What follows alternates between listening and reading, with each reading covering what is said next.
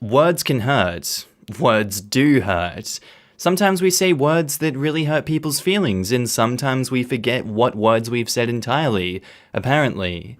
G'day there guys, it's your main man Markee, and welcome back to another episode of r/AmITheA. Now if the like button has said something that's tickled your pickle, I want you to sit back, relax, chuck up onto the Barbie, smack that like button, and enjoy today's bloody good episode. Thank you. Am I the a-hole for accidentally offending my friend's girlfriend and being asked to leave the camping trip the next day? So for context, I've known this friend and group of friends for a long time. Darren has been dating his new girlfriend for a couple months now, and she is very progressive. Same goes for my other friend, Adam's girlfriend, and very much into PC culture. Both were at a camping trip that Darren invited me to. I picked up about $100 in food. Not that it matters, I never intended to make a deal of it to them. The drive was about 4 hours, and I got there very late into the night due to me working during the day. Once I got there, I sat down and made some jokes and had a good time. However, Darren approaches me and says that while he was gone from the table, I said something that offended the girls and their friend they brought up. I asked him what I apparently said, but he said he has no idea, but it was apparently racist, sexist, and homophobic. Now, I'm not totally ignorant to my actions. I did make a slight joke about how more straight guys should be metrosexual, like take care of themselves, dress fashionably, etc. And I did refer to white people as gringos, as we were joking about Tito's vodka. I'm Spanish on my dad's side, and was raised to find the word funny and not all that offensive. After Darren talked to me, I said I'll tone down a bit and relax. 20 minutes later, however, Darren and Adam approach me and say that the girls are seriously deeply offended and have been apparently crying and acting upset over the whole thing. Darren tells me that the girls want me to leave in the morning and that for the rest of the night I need to stay in the car because they feel uncomfortable being around me. I mentioned that maybe I could just hang by the fire away from the main table, and that was still not acceptable. Once again, when I asked what was said that offended them, I got no response. Along with this, Adam got up in my face hollering and screaming. I told him he was drunk and I won't talk to him. Then he brought up a trip we had years ago as if it was relevant to the situation. At the end of it, I just packed myself up and left at 2 a.m. and got a hotel room 2 hours away at the halfway point between the camp and home.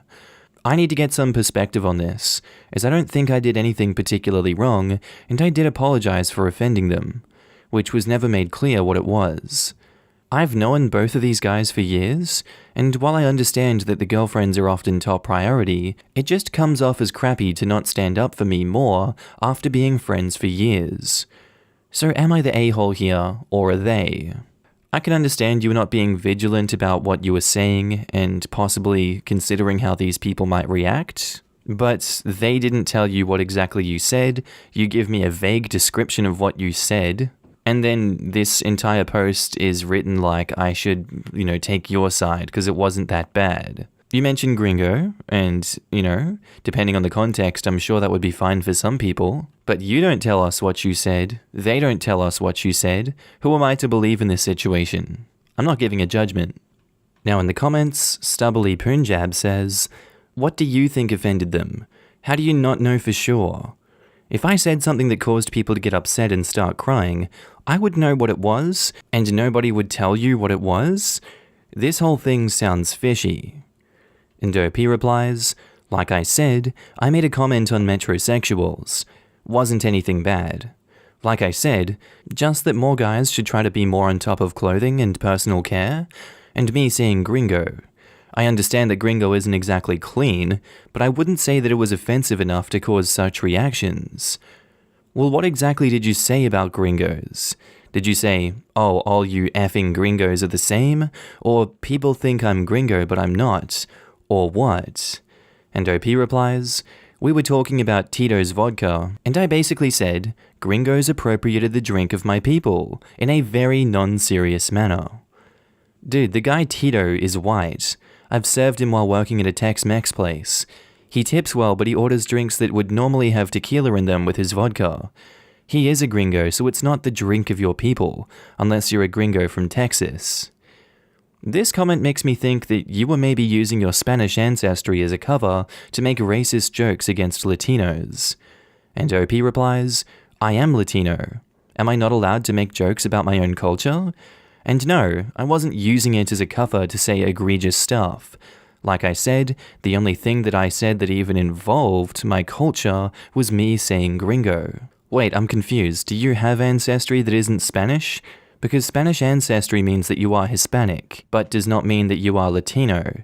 You'd have to have ancestry from Latin America to be Latino.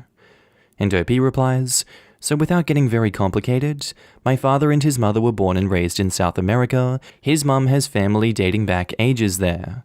My dad's father was born and raised there, but his father was from Spain, so I am both Latino and Hispanic. Our next post is by user Control-C, Control-V, titled, Am I the a-hole for telling my dad to stick his present up his butt? So I, 16 female, am still living with my parents. Their wedding anniversary is in a few days, and I give them a handmade present every year. This year, I wanted to make a collection of canvas paintings for them. I am very busy nowadays, therefore I wanted to do this quickly, on the go, on my only free day of the week. Unfortunately, my parents chose that day to do gardening work.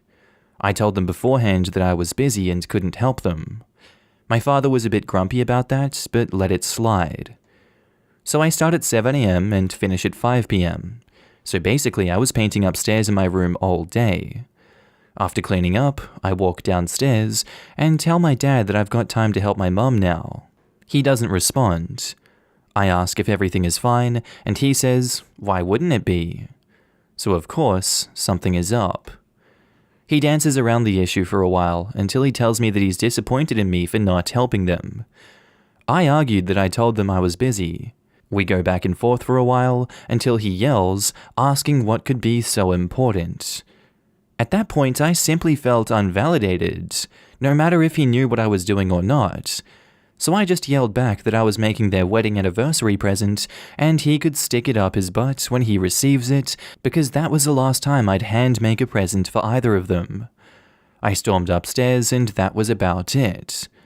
I'm definitely not proud of what I said, even less knowing that my mom hates us fighting. But on the other hand, I feel like no matter what I do, something is always wrong. Am I the a-hole? I agree that you could be viewed as a mouthy brat in some ways for attacking your father like that. It seems to come very much out of the blue, but also it doesn't come out of the blue at the same time because he was being passive-aggressive and then sprung that on you. And also, judging by what you said, no matter what I do, something's always wrong. This seems to be a repeated pattern by your father. He seems to lack good communication skills, at least in these instances, and his conflict resolution just sucks. Yes, it would have been great if you could have helped your mother with gardening work, and then your father goes and calls you a disappointment and an a-hole for it. I feel like that's very much uncalled for from him. Although I always go on about communication, and people can always up their communication game in instances like this, so I'm gonna give it no a-holes here. Now in the comments, Max847323 says, this is called miscommunication, and the end result is a normal family bullcrap. You and your dad are not a-holes. You are humans, and you had a differing perspective because you had differing information. You should have told him what you were up to at some point, so he would not be boiling all day. No a-holes here. Talk to your dad and say, I want to discuss what happened yesterday, and see if you can make amends. OP, if you see this comment, please read this one only. This is the best comment I've seen on here. I can't believe how some of these Redditors are treating a 16-year-old girl. Also, I can assure you that your parents love your handmade gifts. The fact that you take the time to make them something special means the world to them. And OP replies, while I appreciate the thought, I'd love to be treated by commenters as they would anyone, regardless of my age. Still, thank you. I think it's more a matter of, well, your prefrontal cortex isn't even developed fully yet. You act on impulse. You're growing up and stuck in that, not an adult but not a child phase of life. It's absolutely normal, and to treat you like anything but exactly what you are isn't fair to you. You aren't a child, but you want someone with full control of their impulses and emotions. But yes, the comment they wanted you to focus on is the best comment here, in my opinion as well. Glad to see y'all talked it out. Hopefully this can be a catalyst to mending unaddressed issues for all of you. And OP replies, "Thank you very much, and for your kind, understanding words. Acting confrontational and impulsive is actually what I've been struggling with, but this kinda gives me hope now." Spicy Mayo Guy says, "No a-holes here. It's the kind of thing where the child wants to surprise the parent with a gift, but not spoil it by giving it away that it's for them, and the parents thinking that the child is just trying to get out of doing work and chores around the house, or thinking the child's business is not as important as their request to do something. Miscommunications happen. If you had a history of getting out of doing things for your parents by doing this, it's probably why he reacted this way, and will change my judgment accordingly. But I'd say no a-holes for now." Just Miss Casey says, "Not the a-hole. I don't know why everyone is just saying it was a miscommunication, as if teenagers aren't allowed to prioritize things over their parents' hobbies or desired tasks. You said beforehand you were busy. No one was dying. He wants a garden. That's his labor to do, rather than just invalidating your own priorities. Everyone has a right to the things that make them happy. If you were painting just for yourself, it's just as important as a gift. Your dad made himself an a-hole when he decided his garden was more important than whatever you had planned for yourself." And back to the post, OP puts an edit and says, "Thank you for all your comments, feedback, and critique. I have spoken to my parents and sincerely apologized for being a mouthy brat. My dad and I agreed to solve our communication issues better and try to be less confrontational than our usual selves. The current situation seems to have taken a toll on us." Our next post is by user ProBratchy, titled, "Am I the a-hole for telling someone not to choose a mailbox over $300 after I hit their previous mailbox?" So I'm 16 female, and I'm a relatively new driver. I was going home from work and I accidentally hit someone's mailbox. I started crying and I went to knock on their door to let them know. I gave them my phone number and told them I would pay for a new mailbox. I let them text me while I showed them my phone so they knew I wasn't lying, and I gave them a real number. I work a part-time job and I make $9.50 an hour, which is pretty good in my opinion. I requested that they choose any mailbox that isn't more than $300 because I don't have money for anything more than that. They obliged and I went home. The next day they sent me a link to a mailbox that was $350 and I said that I can't do that, but they could choose anything $300 or less. They threatened to get the police involved if I don't get the one they wanted, and I started feeling sad. Am I the a-hole for not wanting to pay for it? That's like 6 times the cost of a normal mailbox. This is blackmail from them and extortion at the worst. You should have absolutely lowballed them to start off with and say I'll give you $50 for a new mailbox, and then let them work their way up from there.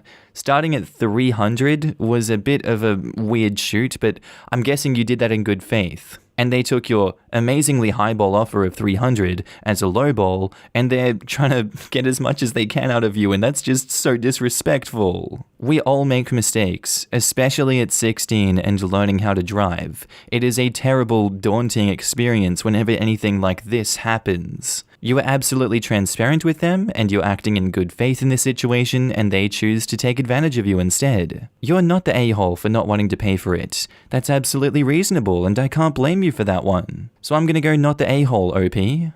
Now in the comments, Need It Now 07 says, not the a-hole.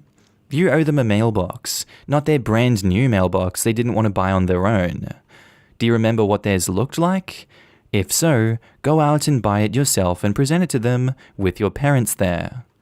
In cases of damage, people get compensated for the current item, not the replacement. And then they can hire a licensed contractor to have it installed.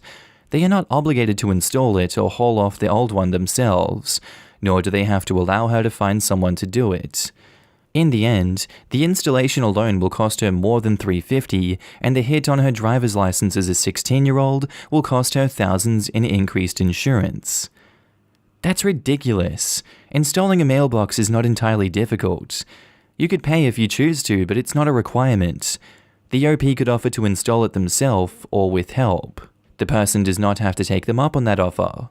They are well within their legal right to hire an experienced contractor to do so and to make sure it is done properly.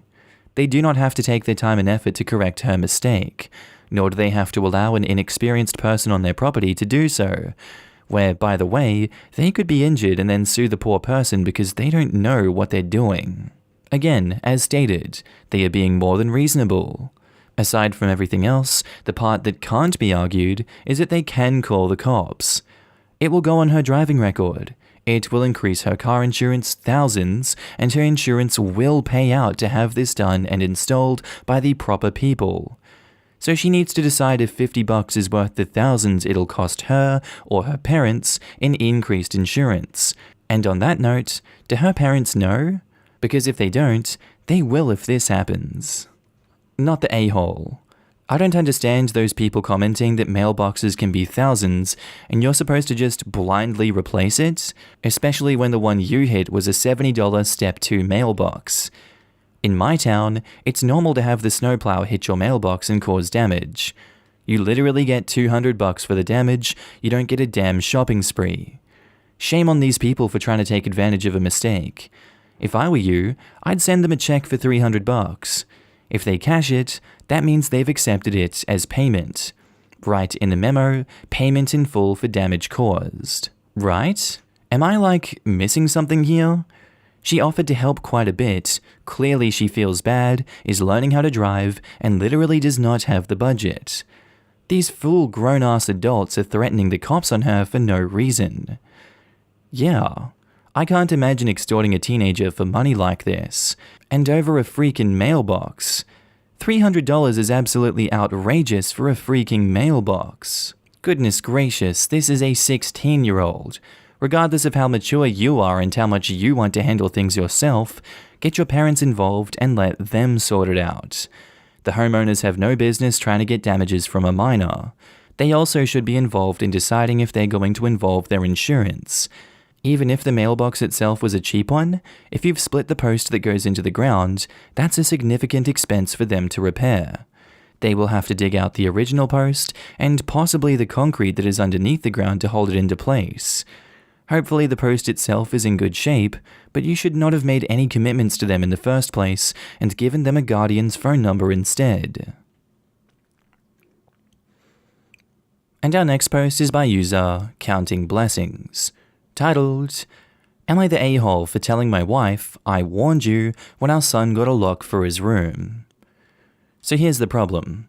My son Simon, 16, moved out of the room that he used to share with his little brother and got his own room a few months back. Ever since, he's been complaining about his mum barging in without knocking and interrupting his sleep and studying. It even happens sometimes when he's changing. I know that she's his mother, but he says he's got his own room and has a job and is learning to become an independent adult, but doesn't feel like his privacy is being respected, even when that's his mother. He says he's not a kid anymore and is entitled to at least get a knock on the door before she comes in. He was getting tired of her not listening to him, so he came to me and said, "Dad, you need to help me set some boundaries with Mom." So I spoke to her about her need to knock before entering Simon's room, and she was like, "What? And no, we're family, not strangers. Do you really expect me to foolishly knock on the door 5 times a day? That's ridiculous. Also who knocks on doors in their own home?" I told her my family, for instance. She made a face, then went on a rant about how my family hates each other, and the way they treat each other like they were strangers is shameful. I told her family or strangers, it's about respecting one's privacy. We had an argument about it, and I told her if she wasn't going to stop with the barging and refusing to knock on the door before entering, that our son will get a lock. She did it again at 11 p.m. She barged in when our son was asleep, and he jumped up because he got scared. Once he told me this, I told him to go ahead and get a lock and pay for it with his own money. There was literally no other way. My wife saw it and got upset, and my brother was visiting when she was raising her voice at me, questioning if I really went ahead and got a lock for Simon despite her disapproval, and said that I caught her off guard, and it's not okay because this teaches our children that they can manipulate one parent into doing what they want. I told her that A, Simon got the lock, not me, and B, I already warned her about the possibility of him getting a lock because he was getting tired of her boundary crossing, so she should have expected this outcome. She mentioned the same above points in her defense and said locks mean secrets, and that's not good. My brother was sitting watching while she was complaining. She began chewing him out when he asked her to let Simon keep the lock and said it wasn't a big deal. She stopped talking to me and Simon till we removed the lock, but I have no intentions of doing that. Was I at fault for my stance? Absolutely not. His points are perfectly valid and he deserves his own privacy. She's obviously got something against your family, OP, and that's no way to be thinking or treating them. Her boundary crossing is really over the line and is a continuous repeated pattern of behavior. I wouldn't put up with it if I was Simon. You shouldn't put up with it either. He deserves the privacy, not the a-hole. A note to Cocktail says, I think your wife is an a-hole, but the way you handled it with your wife was cowardly. You supported what your son did. In fact, you told him to do it, but then you played stupidly by essentially saying, he paid for it, I had no part in it. If you believed in your son's position, you should have supported that to your wife. In fact, if you felt so strongly, you should have told her, the next time you do that, I will personally install a lock on his door. Everyone sucks here, except Simon. I agree. You sort of threw your son under the bus there. Sorry that your wife didn't handle her end well. It's totally respectful to knock on doors even in your own home. My 3-year-old has no problem with this concept. But your son needed more backup than you gave him.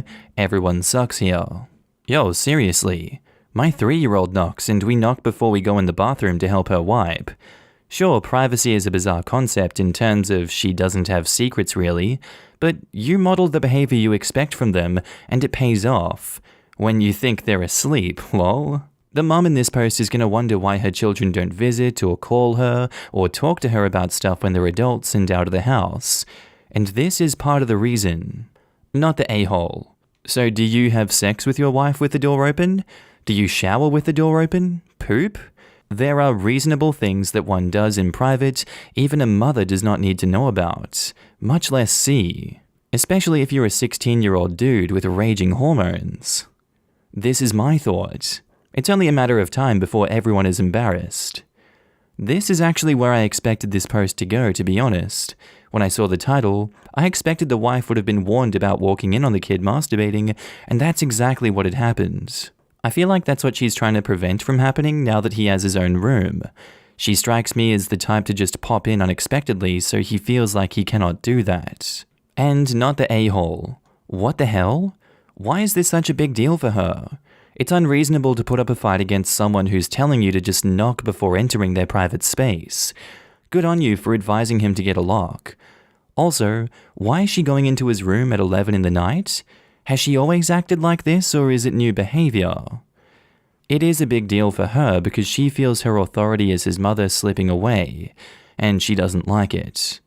I had kids young, and both my and my ex-wife's primary identities were parents. As the kids got older, I worked to transition away from that, but she found herself very adrift as a mother who didn't have young children anymore, and she kind of lost her way. Maybe something like that is happening here. Regardless of age, women who make their entire identity about being a mother are in for a bad time. It's flat out not healthy for them, and often the children too. Alright guys, that's the end of the video. Friendly reminder that I'm now posting daily on my second channel, Markee 2. If you want to laugh at memes with me, link is down in the description below. On phone, you just click that little arrow underneath the video. I also want to say thank you to all my channel members and Patreon subscribers. Your names are currently floating down the screen here, and I love to see all of you guys. Thank you for joining me on this journey. Thank you for supporting me. I really appreciate it. If you see yourself on screen, I want you to give yourself a big pat on the back for being amazing as always, and thank you for supporting me again. I do hope that you guys have a good day, night, sleep, whatever it is you're up to. I'll see you in the next video. Bye.